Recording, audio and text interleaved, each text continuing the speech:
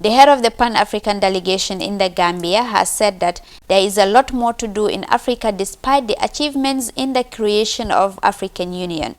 Taking part on a Pan-African panel on Monday evening on Eyeafrica TV, Honorable Sidiya Jatta said if Africa had created continental army as suggested by continent's forefathers, it will have dealt with major crises in the continent. Nkrumah and others were in the Casablanca bloc. We were at the forefront of the fight for continental unity. And I think each time we celebrate, we must give them credit because Nkrumah spent all his life fighting for the unity of the African continent because he saw that unless Africa is united,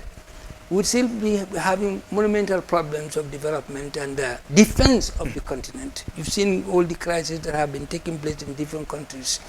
And what he had suggested, if that had taken place, for example, a continental army, we would have been able to deal with the crisis in the Congo, would have been able to deal with the crisis in Rwanda, we would have been able to deal with the crisis in Burundi, in Sierra Leone, in Liberia, and of course, Libya, which is now has become almost ungovernable because of what had happened there. So these are some of the important things that Nkrumah advocated and worked for.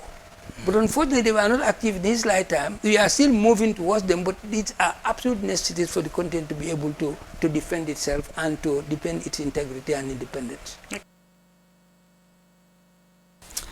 Monday, 25th May marked the 57th anniversary of the creation of what was initially known as Organization of African Unity. The day is celebrated worldwide as African Liberation Day. Mu ngi noonu daal gis nañ ne Sidiya Jatta since Monday ñu ngi play interesting dafa amoon foofu noonu interview on Eyeafrica TV si panel bi fii moom ak Ibrahim Presba on the importance of the African Liberation Day. Moom nag moom moo nekk di chairman of the Pan-African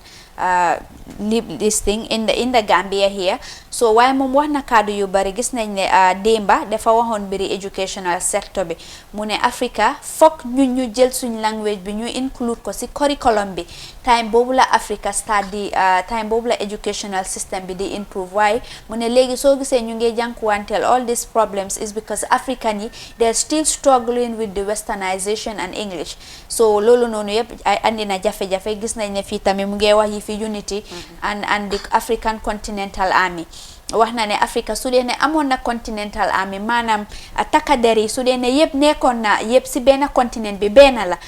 dafa unity dafa am comme crisis bu am Libya Burundi DR Congo yooyu noonu yëpp du mun a am waaye léegi noonu soo gisee ñu Africa ñu ngi jànkuwanteel and all those crises is because African yi amuñ continental army comme nuñ suggesté by Kwame Nkrumah kooku noonu moom moo nekk part of the founders of the African Union now the AU. Wow, Julde moom lu mu wax dafa am solo because comme first point am bi moo gën a am solo dig ndax ñun Africa ñun duñ ay tubaab ñun lan moo tax ñu war a làkki tubaab lan moo tax ñun ñu jël làkki tubaab bi rek officialize ko xam nga suñ former président bi daf doon wax ne pour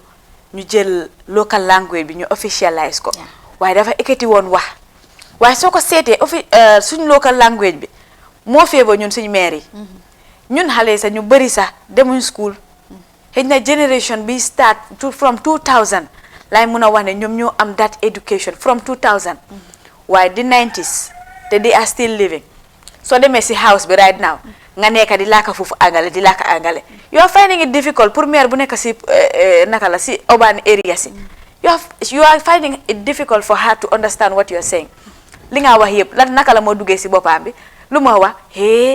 am na mu ngi am benn time last sitting bi moo nekk sitting yi affaire bill bi dafa am benn maire dañ doon seetaan lii bi so dafa am ñu nga xam ne si news bi dañ ko code so bosam ñu def ko as insert so mu wax ba pare maire bi mu ne rek mu ne si soose kii moom tubaab rek man xam nga sala la yekk di wax xanaa ñun dañ leen yónni si pour gars yi dem toog foofu ñoo laakal tubaab am point boobu am na solo waaw pour moom daal député seen boppa sax nekku di def gaay seen liggéey because moom nekku di understand sa lan la député yi nekk di wax si house bi so ku nga xam ne understandul English nga nekk si house bi di ko laakal angale du ko intéresse sax pour mu seetaan sitting si because sitting si ñëpp a ko war a seetaan ñu xam lan moo nekk di xew député lan la ñu nekk di liggéeyal lan la ñu nekk di defaral so yow understand loolu député boobu di wax yow naka ngaa seetaanee sitting boobu naka ngaa xamee lan moo nekk di dox sa dëkka naka soo yow soo waree joxe sa own opinion to the house wala nga war a joxe leneen naka nga ko joxe just like living constitution bu passé nii rek xam nga maire yi waroon nañoo mun a am seen right pour joxe seen own suggestion si constitution waaye ku understand English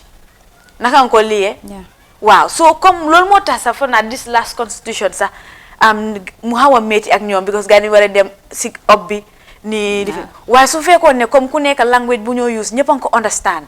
yaa ngi understand language bi maire yi ñu ngi ko understand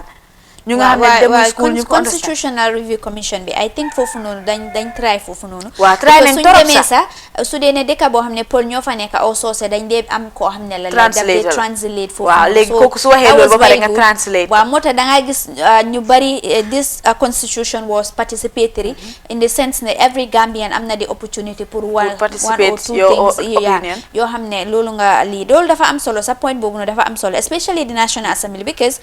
man, I think the National Assembly is one of the most important when it comes to the arms of the government because lu happen munti xew si government bi si National Assembly bi lañ ko dee andi ñu table ko ñu waxtaanee ko so loolu noonu suñ ko waxee si English suma maam ak sa maam o even ñu nekku suñ maam sax ñu xam nañ ne English problème la si Gambia so but dañoo difficult some of the times yoo xam ne ñu ngi ko doon use foofu noonu pour ordinary Gambian bi mun a understand that this is what is really happening in the National Assembly. And the funniest thing is dafa am solo.